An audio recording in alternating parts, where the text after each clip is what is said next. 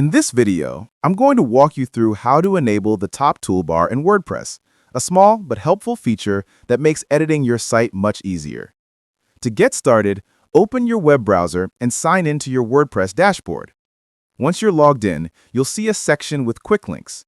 Select Edit Site to enter the main site editor where you manage most of your design and customization settings.